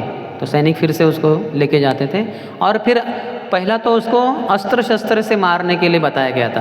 तो जैसे अस्त्र शस्त्र प्रहलाद के शरीर में मारे, जैसे स्पर्श किए तो वो टूटने लग गए। फिर से उन्होंने दूसरे अस्त्र शस्त्र लाए, जैसे मारे भाले या फिर त्रिशूल। तो अभी इस बार तो वो उल्टे होके उनके ही शरीर में घुसने लग गए, जो मारने वाले सैनिक है। किसी के गाल में घुस गया, किसी के गर्दन में, किसी के पेट में, किसी के जांघ में, किसी के आँख फोड़ दिया, किसी का कान में घुस गया। तो वो एकदम त्रस्त हो गए, ये क्या है। तो जब हिरण्यकश्यप को समाचार पता चला, अच्छा अस्त्र शस्त्र काम नहीं कर रहे, बोले ठीक है, कुछ तो समस्या है, नो प्रॉब्लम। तो जहरीले सर्पों को एक साथ एक गड्ढे में डाल दो और उसमें फेंक दो ये प्रहलाद को। फिर प्रहलाद को गड्ढे में फेंक दिया गया। बहुत जहरीले सांप थे, और तो वो तो राह ही देख रहे थे, हिरण्यकश्यप के दास थे वो। तो पर्सनल रिलेशनशिप था उन सबका, संबंध अच्छा था। तो महाराज की आज्ञा है, इसको मारना है। तो उनके तो सर्प के आपने देखे होंगे 2 दांत रहते हैं, और उसमें से जहर वो डालता है। वो जो उसका मुंह है उसमें कुछ प्रॉब्लम नहीं है, लेकिन 2 दांत रहते हैं, तो फैंग्स कहते हैं उसको। तो फिर उन्होंने जैसे ही प्रहलाद के पास गए, खट करके दबोचा अपने दांतों से, और उसके शरीर में दांत डालने गए तो दांत ही टुकड़े हो गए, 2 टुकड़े हो गए। तो नीचे गिर गए वो। तो बोले ये दांत टूट गए, तो उनको भी बहुत पीड़ा होने लगी, उनका खून प्रवाह वगैरह होने लग गया। तो दूसरे सांप आए, उन्होंने काटा तो उन सबके दांत टूट गए, सबके दांत टूट गए। तो वो सब गए, बोले महाराज पता नहीं कैसा आपका दिव्य पुत्र है, हमारे तो दांत ही टूट गए, अभी तो हमारा पूरा जीवन ही व्यर्थ चला गया, क्योंकि सांप है और दांत नहीं, तो क्या फ़ायदा। उसका तो जहर काम भी नहीं करेगा, जहर नहीं रहेगा फिर उसमें, तो बेहाल हो गए। तो ऐसे करके नाना उपाय किए गए। उनको जो बहुत पागल हाथी थे, उनके पैर के नीचे तोड़वाने का प्रयास किया। तो प्रहलाद को पूरा विश्वास था, राके कृष्ण मारे के, मारे कृष्ण राके के। कृष्ण मुझे मारना चाहते तो कोई मुझे बचा नहीं सकता, और कृष्ण मुझे बचाना चाहते हैं तो कोई मुझे मार नहीं सकता। मेरे सर में जो लाखों बाल है, उसके एक बाल को कोई स्पर्श भी नहीं कर सकता, अगर भगवान मेरी रक्षा करना चाहे तो जो भी भगवान की इच्छा, मुझे सब मंजूर है, सब स्वीकार है। ऐसे प्रहलाद थे, कभी भी भगवान से प्रार्थना नहीं की कि बचाओ पागल हाथी आ रहे हैं, या फिर ये जहरीले सांपों के बीच में डाला, कभी भी नहीं। पूरा विश्वास, जो भी भगवान की इच्छा है वो होने दो। फिर उनको जहर का प्याला पिलाया गया। तो कहे तो सब कुछ तो भगवान का ही है, भगवान से आ रहा है, तो ये तो प्रसाद है। प्रसाद के रूप में उन्होंने स्वीकार किया। तो प्रसाद के रूप में स्वीकार किया, क्योंकि भगवान के अधरामृत है प्रसाद, तो इस कारण उनके शरीर के रोंगटे खड़े हो गए और वो कंपन हो लग गया, शरीर में कंपन होने लग गया। तो हिरण्यकश्यप देख रहा था, हाँ अभी गया, अभी वो जहर पीने के कारण इसका शरीर कांप रहा है। हाँ, तो वो ज़मीन के ऊपर गिर गए, लोटपोट होने लग गए। ये अष्ट सात्विक विकार है। तो हिरण्यकश्यप को लगा अभी तो गया ही गया, और गया क्या, थोड़ी देर के बाद वो शांत हो गए। नारायण नारायण भगवान का नाम ले, अरे जहर भी नहीं काम किया, ये क्या है। फिर हिरण्यकश्यप को एक बहन थी जिसका नाम था होलिका। उसको ब्रह्मा जी के द्वारा वरदान था कि अगर ये अग्नि में भी प्रवेश करें तो अग्नि की ज्वालाएं इसको लपेटे, इसको जला नहीं सकती। तो हिरण्यकश्यप ने अपने बहन को बताया, होलिका देखो तुम बैठ जाना अग्नि में और प्रहलाद को अंदर बुला लेना, तो वो जल के खाक हो जाएगा, तुम बाहर आ जाना। बोले ठीक है भैया। तो वो जाके बैठ गई। बोले बेटे प्रहलाद आ जाओ, बुआ के गोद में आके बैठो। बोले हाँ बुआ आता हूँ। तो प्रहलाद छोटा सा चलते चलते वो अग्नि में बैठी है, तो प्रहलाद आ गया और माँ अपनी बुआ के गोद में बैठ गया। तो बड़ी खुश हो गई बुआ होलिका, अभी तो जल के खाक हो जाएगा। तो उल्टा ही हो गया, अग्नि ने अपना गुणधर्म बदल दिया। तुरंत होलिका के शरीर में आग लग गई वो लपेटों से, और वो जलने लग गया। जलता है आदमी तो कितना तकलीफ होता है, बहुत खतरनाक होता है। आपने अनुभव नहीं किया होगा, थोड़ा बहुत किया होगा, कभी अग्नि के पास में गए वगैरह। एक ऑयल का बूंद क्या गिरता है, बहुत दर्द होता है। तो वो जल के खाक हो गई वो बेचारी, और प्रहलाद आ गया ज्वालाओं के बीच में से, नारायण नारायण नारायण। तो हिरण्यकश्यप देखता रह गया, मैं क्या देख रहा हूँ, कौन जीवित होकर बाहर आया है, बहन कहाँ गई, बहन को मैं प्रहलाद के रूप में देख रहा हूँ कि क्या। थोड़े समय के बाद उसके होश ठिकाने आए, नहीं बहन तो जल के खाक हो गई, प्रहलाद आ गया। अरे ये तो बड़ा गजब हो गया।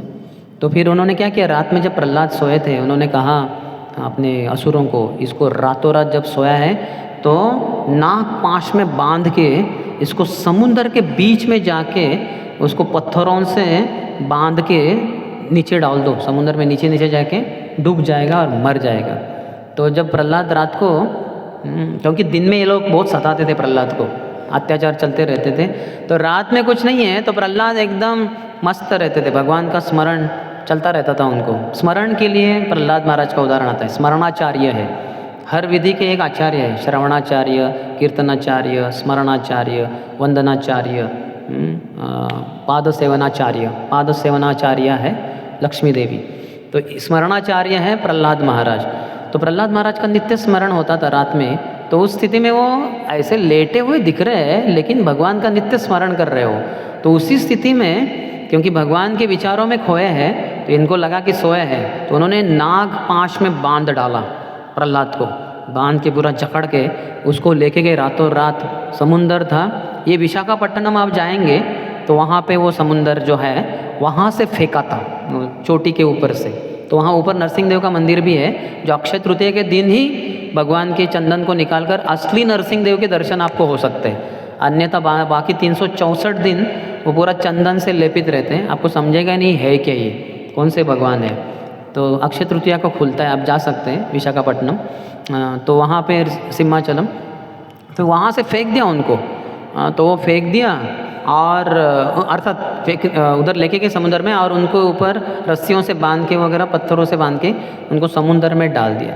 तो समुद्र में डाल दिया तो वो नीचे गए, तो फिर जो समुद्र देवता है उन्होंने लहरों के द्वारा प्रहलाद को किनारे पे लाया, और तुरंत गरुड़ जी वहाँ आए। गरुड़ जी ने सब नाग जो थे उनको दबोच कर खा के सबको खा डाले, और प्रहलाद मुक्त हो गया। और वो सुबह हो गई थी, पंछियों की आवाज़ आई, तो प्रहलाद ने आंखें खोली और देख रहे थे ये मैं कहाँ आ गया।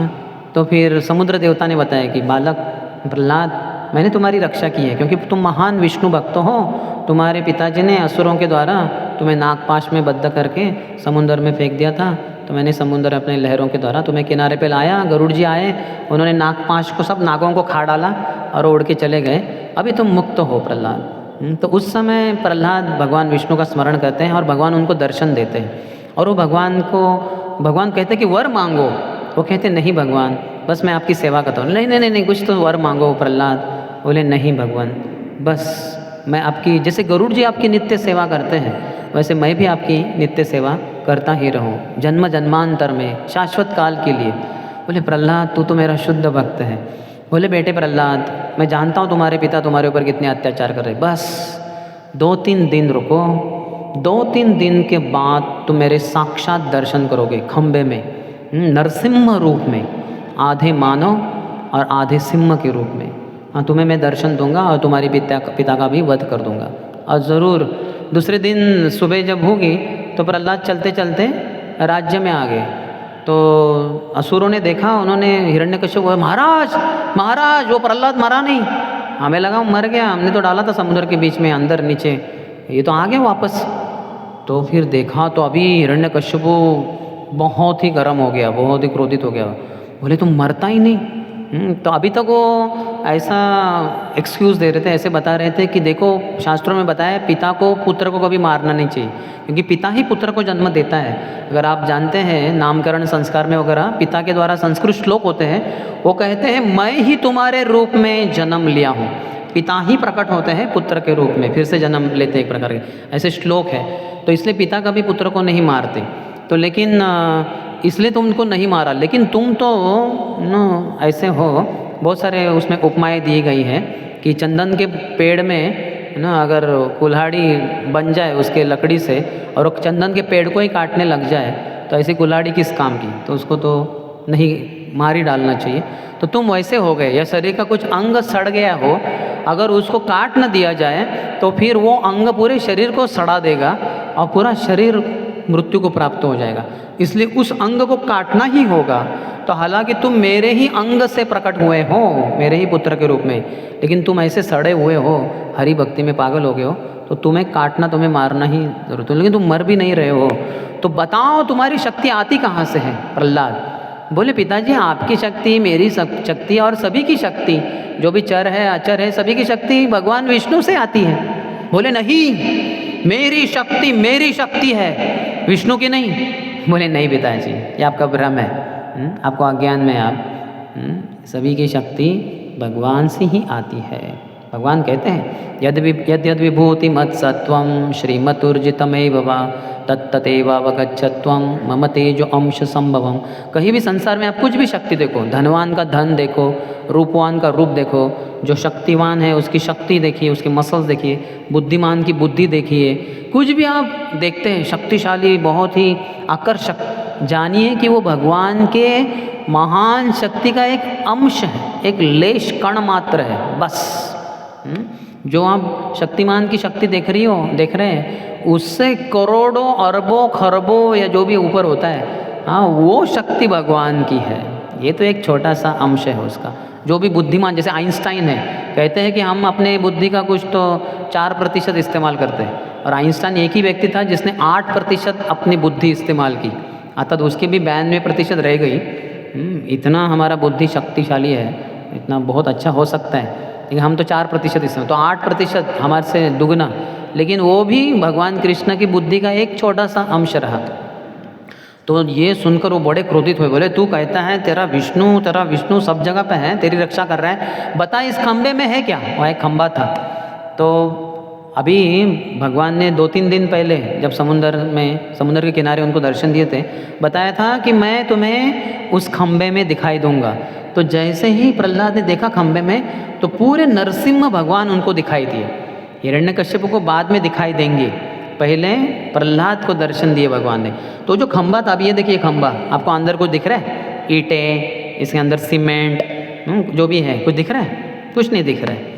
लेकिन वो जो खंबा था वो पारदर्शी बन गया, कांच के समान, और उसके अंदर जो नरसिंहदेव है वो बिल्कुल जैसे कि वैसे भगवान प्रहलाद को दिख रहे हैं। हाँ कि मुँह है एक सिंह का और हाथ है मानव के, लेकिन हाथ के अंत में जो नाखून है वो तो सिंह के हैं इत्यादि, और उनकी आयाल है मेन जो कहते हैं, और दांत वगैरह तीक्ष्ण है सिंह के समान इत्यादि। तो बोले हाँ पिताजी मैं तो देख रहा हूँ भगवान विष्णु को, नरसिम्हा को। बोले अच्छा। तो उसकी एक तलवार थी चंद्रहास, उसने लेके तुरंत उस खंबे के ऊपर प्रहार कर दिया, उसके 2 टुकड़े हो गए, और उसके अंदर से ऐसी जबरदस्त गर्जना हुई, सिंह गर्जना जो होती है, हाँ ये तो एक सैंपल है हम मानव है, ये भगवान की सिंह गर्जना थी। इसको आप ये जो साउंड सिस्टम को करोड़ों अरबों खरबों गुना एम्पलीफाई कर दो, जो आवाज़ निकलेगी, ये जो डीजे है ना, डीजे वो फीका पड़ जाएगा उसके सामने। हाँ, ऐसे जो डीजे के बाप के बाप का बाप के बाप का बाप, तो ऐसी वो गर्जना थी। तो सब राक्षस नीचे ही गिर गए। हाँ, हिरण्यकश्यपु का जो दरबार की बहुत सारी चीज़ें नीचे गिर गई और सबके कान जैसे फटने लग गए, ईयर ड्रम्स। अरे इतना भयंकर गर्जना, कहाँ से आवाज़ आ रही है? तो खंबे के बाहर, तो खंबे के अंदर थे भगवान नरसिंहदेव, वहाँ से छलांग लगाते, थोड़ा झुककर। जब आदमी छलांग लगाता है थोड़ा झुकता है, फिर ऊपर ऐसे छलांग मारता है। तो जो थोड़ा झुकता है भगवान नरसिंहदेव, उसको कहते हैं उग्र नरसिंहदेव। उग्र। अगर आप भगवान नरसिंहदेव के दर्शन करेंगे मायापुर में, कितने जनों ने किए हैं मायापुर में, तो आप देखेंगे वो थोड़ा झुके हुए हैं, तो उसको उग्र नरसिंह कहते हैं। अर्थात क्योंकि वो मायापुर में है, भगवान चैतन्य महाप्रभु वहाँ के अधिष्ठाता देवता है, इसलिए भगवान उग्र नरसिंह देव तो है, लेकिन मायापुर में है। तो चैतन्य महाप्रभु के ही रस को, उनके ही भाव को स्वीकार करके वो थोड़े शांत नरसिम्हा भी है हमारे मायापुर के उग्र नरसिंह देव। लेकिन वैसे तो वो स्थाणु उग्र नरसिंह देव है। और फिर छलांग लगा के बाहर आ गए। और अलग अलग प्रकार से वर्णन है। वो खेले हिरण्यकश्यप के साथ, क्योंकि भगवान का मुख्य उद्देश्य था ये जय विजय के साथ लड़ाई करना। उसके लिए तो उन दोनों को राक्षस बना के भेजा था। तो भगवान ने लड़ाई की। ये दोपहर में भगवान प्रकट हुए करीबन 12 बजे, तो शाम तक लड़ाई करते रहे। बहुत घमासान लड़ाई हुई। और लड़ाई करते करते उपमा दी गई है भागवतम में कि जैसे जब बिल्ली चूहे को खाने के पहले उसका पीछा करती है और वो चूहा भागता है और उसको लगता है कि मैं यशस्वी हो गया, बिल्ली से बच गया, देखो मैं जोर से दौड़ रहा हूँ और वो तो धीमे गति से, वो तो मेरे पास नहीं पहुँच पाएगी। तो थोड़ा खेलती है वो बिल्ली उसके साथ। अगर आपने देखा है चूहे और बिल्ली कैसे करते हैं, और थोड़ा सा दबोच के नाखून से ऐसे खरोचती है, तो उसके स्किन, उसकी छाल ये निकल जाती है, त्वचा, तो थोड़ा खून भी आता है। तो वो बेचारा अभी ये हो गया, हतबल हो जाता है, लेकिन फिर भी दौड़ता है और उसको लगता है कि नहीं नहीं मैं फिर से दौड़ पा रहा हूँ और मैं बच जाऊँगा। तो ऐसा थोड़ा खेलती है वो बिल्ली। और थोड़े समय के बाद उसकी जब भूख बहुत बढ़ जाती है तो ऐसे पकड़ती है, खट करके फाड़ डालती है उसको और खा जाती है।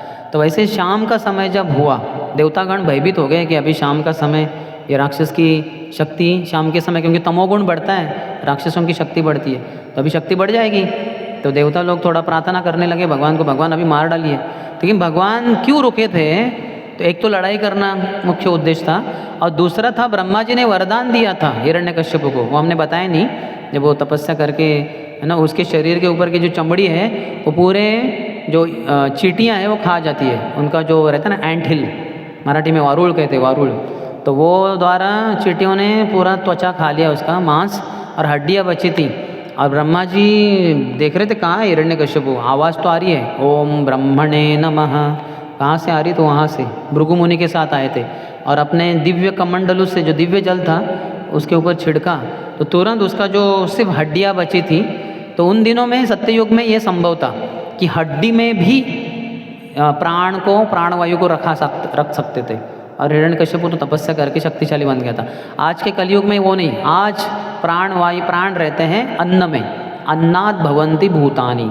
अन्न नहीं खाएंगे हम 5-10 दिन तो हमारी मृत्यु हो जाएगी, क्योंकि अन्न में प्राण रहते हैं। लेकिन ये सत्ययुग की बात है, तो हड्डी में भी प्राण रख सकते थे और हिरण्यकश्यप ने रखे थे।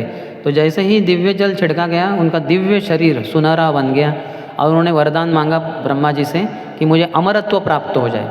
ब्रह्मा जी कहे, अरे देखो भाई, मेरी भी मृत्यु होती है, मैं खुद ही अमर नहीं हूँ, मैं भला तुमको कैसे अमर बना सकता हूँ? जैसे मेरे पास 100 रुपये हैं और आप मुझसे 1 करोड़ रुपए मांग रहे हैं, हम बोलेंगे भाई साहब मैं 100 दे सकता हूँ, मेरे पास 100 है, तो उससे ऊपर 1 रुपया भी नहीं मेरे पास। तो वैसे मैं अमर नहीं हूँ, मैं तुम्हें कैसे अमर बनाऊँ?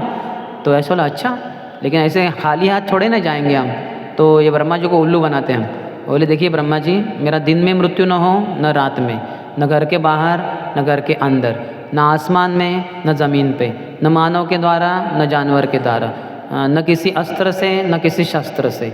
यहाँ तक कि ये भी बोलते हैं, मैंने ये भी सुना है, पता नहीं कहाँ लिखा है, कि 12 महीने में से किसी भी महीने में न हो, इसलिए अधिक मास में आके भगवान नरसिंह देव ने उसकी हत्या की थी, ऐसा मैंने एक बार सुना है, पढ़ा नहीं है लेकिन सुना है। तो देखिए कितना चालाक था। 12 महीने, अभी क्या पूरे साल में 12 तो महीने रहते हैं, चैत्र से लेके फाल्गुन तक, तो लेकिन उसने तो भगवान भी जो बहुत स्मार्ट बनता है उसको भी उल्लू बनाते हैं, तो अधिक मास में आके उसका कर दिया।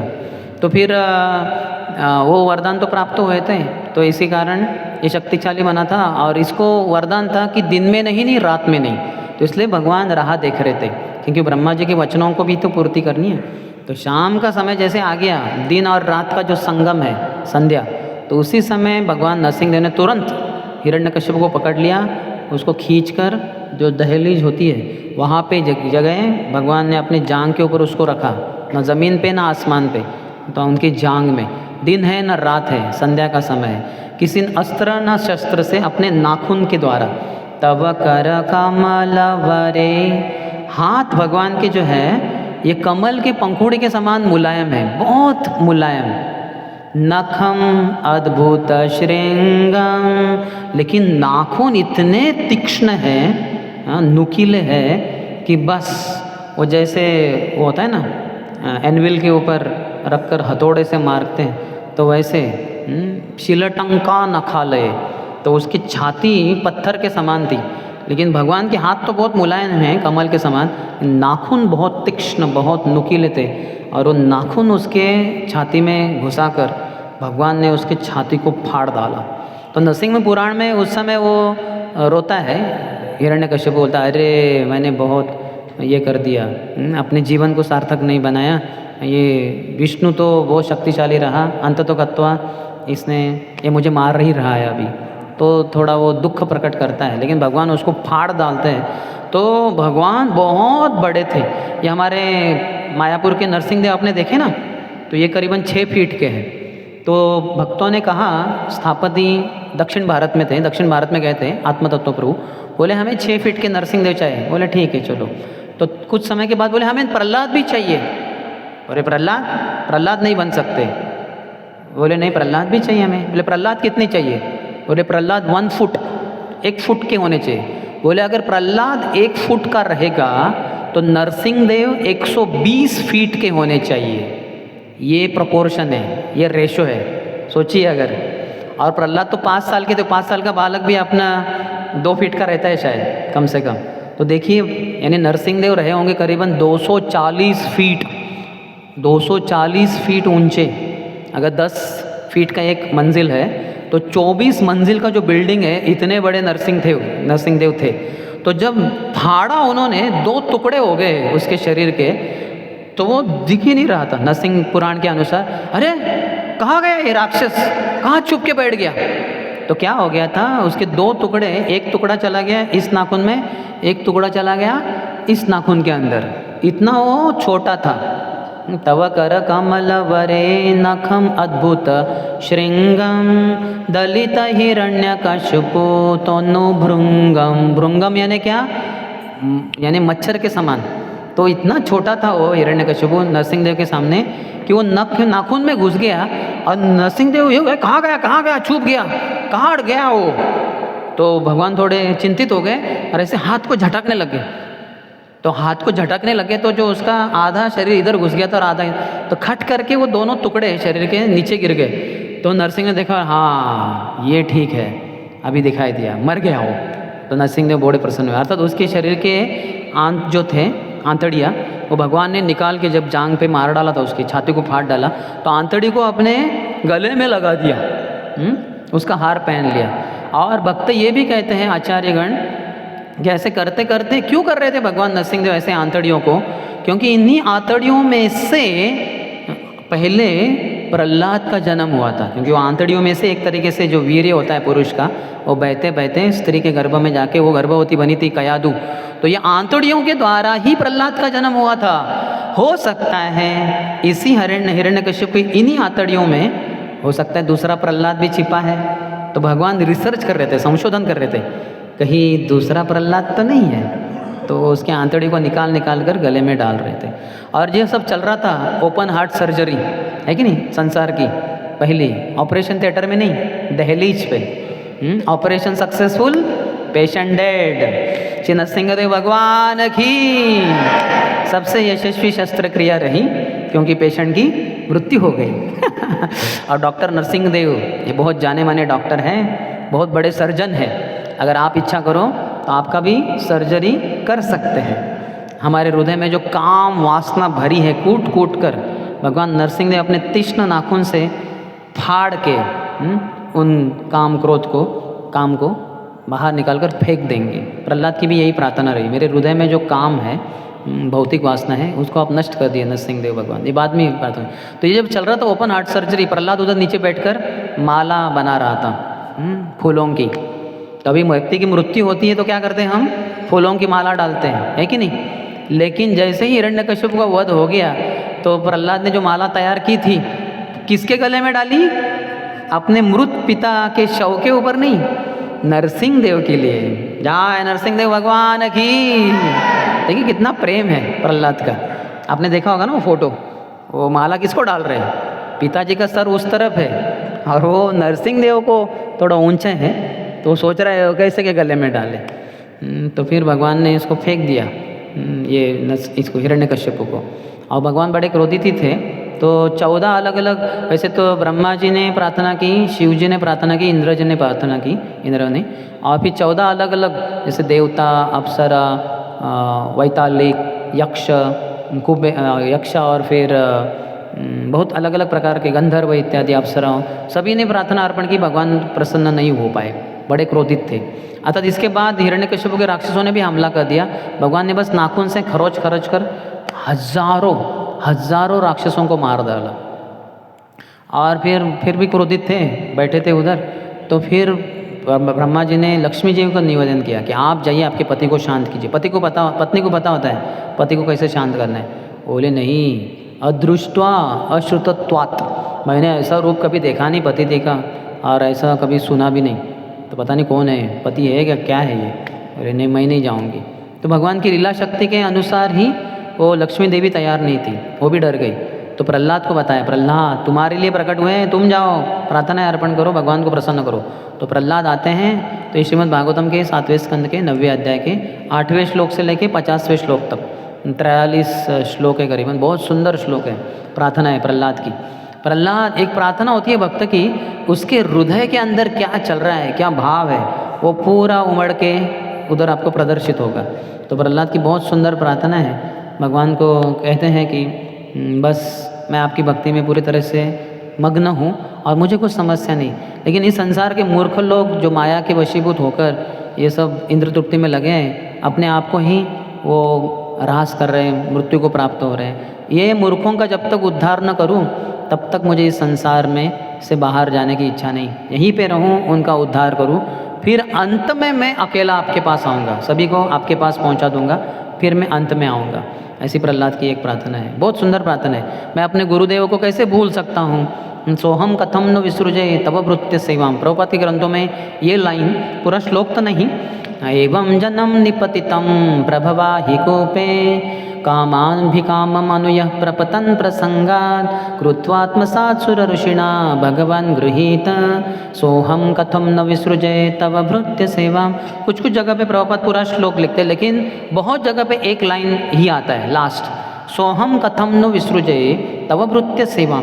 भगवान नरसिंहदेव के सामने है प्रहलाद और कह रहे हैं कैसे आपके सेवक नारद मुनि जिन्होंने मेरा उद्धार किया, मैं उनको और उनकी सेवा को कैसे भूल सकता हूँ? जन्मांतर में उनकी ही सेवा करता रहूं, यही मैं आपसे आशीर्वाद की कामना करता हूं। ऐसे नरसिंहदेव को प्रार्थना करते हैं तो भगवान शांत हो जाते हैं, अपना वरद हस्त प्रहलाद के सर पर रखते हैं। तो उनके शरीर में, उनके, क्योंकि हिरण्यकश्यप के द्वारा जन्म हुआ है, जो भी कुछ थोड़ा सा कल्मश बच गया होगा वो पूरा निकल जाता है, वो शुद्ध भक्त बनते हैं। भगवान उनको अपनी गोद में रखते हैं। और एक सिंह का स्वभाव होता है, अपने शावक को चाटता है, देखा होगा ना, जानवर ऐसे चाटते हैं। तो नरसिंहदेव चाटते हैं प्रहलाद के शरीर को, तो बहुत प्रेम से, और भगवान उनको गले लगाते हैं और कहते हैं कि तुम वरदान मांगो।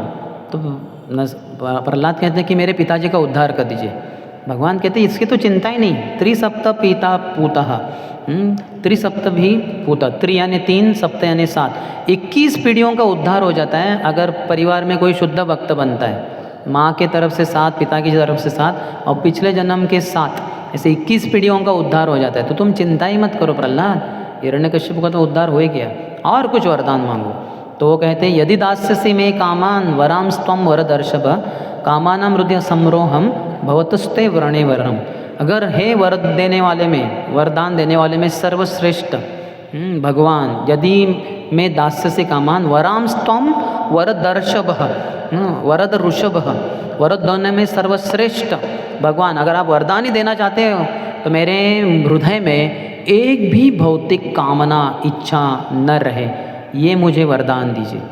यानी देखिए हमारे हृदय में जो वासना है, कामना है, उसको हम वरदान के रूप में मांगेंगे। भगवान मुझे 10 आईफोन दे दो और 100 आईपैड और 1000 मैकबुक्स दे दो और 2 मर्सिडीज़ बेंज दे दो और 5 यूए की इम्पोर्टेड कार्स दे दो और मेरा 3 बड़े बिल्डिंग्स हो 100 मंजिल वाले, और हर फ्लैट कम से कम 5 करोड़ का हो, उसमें वो सब मेरा ही प्रॉपर्टी हो। तो अंदर जो है उसको ही हम तो वरदान के रूप में मांगेंगे। तो ये क्या मांग रहे हैं कि हे वरदान देनों में सर्वश्रेष्ठ भगवान, अगर आप वर ही देना चाहते हो तो यही वरदान दीजिए कि मेरे हृदय में एक भी भौतिक इच्छा न हो। ऑलरेडी कुछ है ही नहीं और बोल रहे कुछ इच्छा न रहो। कितना शुद्ध भक्त है प्रहलाद। तो भगवान बड़े प्रसन्न होते हैं और कहते हैं कि अभी अपने पिता का अंतिम संस्कार करवा दो और तुम अभी राजा बनो। और तब ब्रह्मा जी उनको प्रार्थना अर्पण करते हैं तो ब्रह्मा जी को डांटते हैं भगवान, क्या तुम थोड़ा दिमाग तो लगाओ, क्या वरदान दिया, हाँ मुझे ये सब अपना सब क्या कहते हैं फैंसी ड्रेस कंपटीशन करना पड़ा, आधा मानव आधा जानवर ये सब करके, क्योंकि तुमने जो वरदान दिया न दिन में न रात में न सुबह न शाम, ये जो भी है तो ये सब ऐसा होना पड़ा। तो अगली से बार सावध रहना, ऐसे ही वरदान मत देना। बोले हाँ हाँ भगवान थोड़ा क्षमा कर दीजिए। तो ब्रह्मा भगवान निकल जाते हैं। अलग अलग जगह पे अलग अलग वर्णन है। भगवान मायापुर में गए हैं गोद्रुम द्वीप में, और वहाँ जो एक तालाब है उसमें अपने हाथ खुद धोया तो वो लाल रंग का बन गया वो पानी। और वहाँ फिर भगवान विराजमान हो गए तो गोद्रुम द्वीप में सभी देवता भी आ गए कि भगवान यहाँ हैं। इंद्र चंद्र वायु वरुण गणेश, उन्होंने भी अपने अपने घर बांध लिए। वो आज भी आप देखेंगे उसका अवशेष वहाँ है, वहाँ जाएंगे तो नरसिंह देव के विग्रह भी है। तो वैसा वर्णन है। और यहाँ ब्रह्मा जी ने प्रहलाद को राजा बना दिया। वो हिरण्यकश्यप के गद्दी पे बैठ गए और प्रहलाद एक बहुत नेक, हालांकि दैत्य राज थे, राक्षसों के राजा थे, लेकिन शुद्ध भक्त रहे।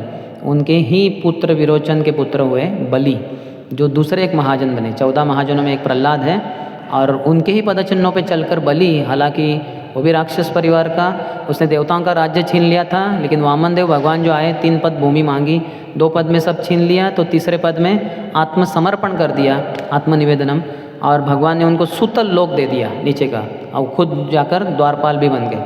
और प्रहलाद भगवान वामन देव के साथ चर्चा करते रहते थे दिन रात। तो प्रहलाद के बारे में कहना बहुत कुछ है, उसके बारे में बहुत शास्त्रों में बहुत गुणगान है। ऐसे बताया गया साधुओं की जहाँ भी संग होता है, ऐसी कथा होती है, उसमें प्रहलाद के चर्चा के बिना वो चर्चा अंत हो ही नहीं सकती। प्रहलाद का जिक्र होगा ही होगा। तो प्रहलाद इतने विशेष है। तो प्रहलाद आह्लाद दायिने, प्रहलाद को अति आनंद देने के लिए भगवान प्रकट हुए। हिरण्यकश्यप को मारना कुछ बड़ी बात नहीं है, भगवान परमात्मा के रूप में है। थोड़ा सा हाथ ऐसा करके उसके एक नस को बंद कर दे, दुनिया का सबसे पहला heart attack, mister Hiranyakashyap patient रहे, वो घर में ही मर गए, अस्पताल लेके ही नहीं जा पाए, तो मर जाते थे वो। लेकिन भगवान ने इतनी सब रचना की प्रहलाद को आनंद देने के लिए। तो इस तरह से आज के ही दिन भगवान नरसिंहदेव प्रकट हुए और वो हिरण्यकश्यप जो अहंकार का प्रतीक है उनको मार डाला। तो हम भी भगवान के चरणों में प्रार्थना करते हैं कि हमारे हृदय में जो अहंकार है आप उसको मिटा दीजिए पूरी तरह से। और प्रहलाद जैसे नम्र हैं वैसे हम भी थोड़ा सा नम्र बने। कितना महान है प्रहलाद, लेकिन अहंकार का लवलेश नहीं, बिल्कुल नहीं, बड़े नम्र हैं, बहुत ही गुणों से भरे हुए। तो आज का वो पावन दिन है जिसको हम मना रहे हैं। तो बहुत बहुत धन्यवाद। भगवान श्री नरसिंह देव की, श्री नरसिम्हा चतुर्दशी की, भक्तराज श्री प्रहलाद महाराज की, श्रील प्रभुपाद की, समवेत गौर भक्त वृंद की, हिताय गौर प्रेमानंदे। बस एक अंतिम पॉइंट, भगवान कृष्ण के अलावा 2 महत्वपूर्ण अवतार हैं, वो है राम और नरसिंह। तो इसलिए नरसिंह देव को शास्त्रों में बहुत मान्यता दी गई है। बाकी बहुत सारे अवतार हैं, मत्स्य कूर्म इत्यादि, लेकिन विशेष 2 हैं, राम और नरसिंह। वहाँ राम तो मानव रूप में आए, नरसिंह देव पूरे मानव नहीं, थोड़े सिंह भी है, लेकिन बहुत विशेष माने गए हैं।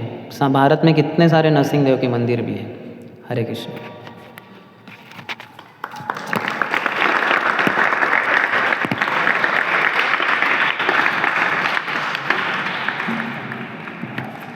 हरे कृष्णा।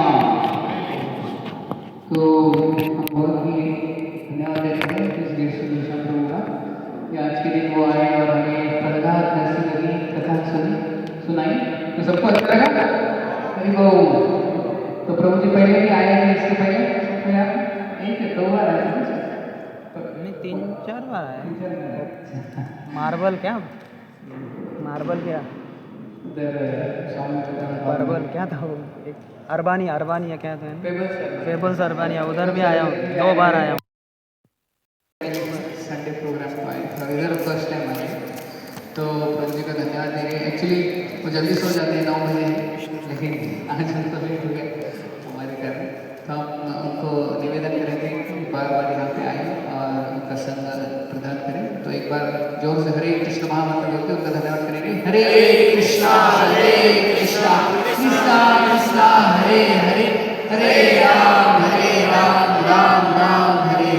और आप सभी का भी धन्यवाद, आप यहाँ पे बैठे रहे, शांति से सुन रहे हैं सभी इतनी समय से। और यहाँ पे जो कोई नए फर्स्ट टाइम आए हैं, ऐसा कोई है फर्स्ट टाइम कोई आए, पहली बार आए, पहली बार 1-2, तो आपके नाम जो है आप वहाँ पे प्रतीक प्रभु को दे सकते हैं। आपका नाम हम ग्रुप में ऐड कर देंगे, हमारे रेगुलर जो प्रोग्राम होते हैं आपको मैसेज मिलता रहेगा। जैसे संडे को हर रविवार को यहाँ पे स्वामी विवेकानंद हॉल जो अंदर है, वहाँ पे एवरी संडे कार्यक्रम होता है 11 से 1, तो आप उसका लाभ ले सकते हैं। एवरी संडे होता है हर रविवार को, और ऐसे स्पेशल प्रोग्राम हम यहाँ पे करते हैं। इसलिए आप नाम दे दीजिए और नंबर दे दीजिए, आपको हम ग्रुप में ऐड कर देंगे। तो बहुत बहुत धन्यवाद आपका सभी का। हरे कृष्णा। प्रहलाद नरसिंह देव भगवान की जय।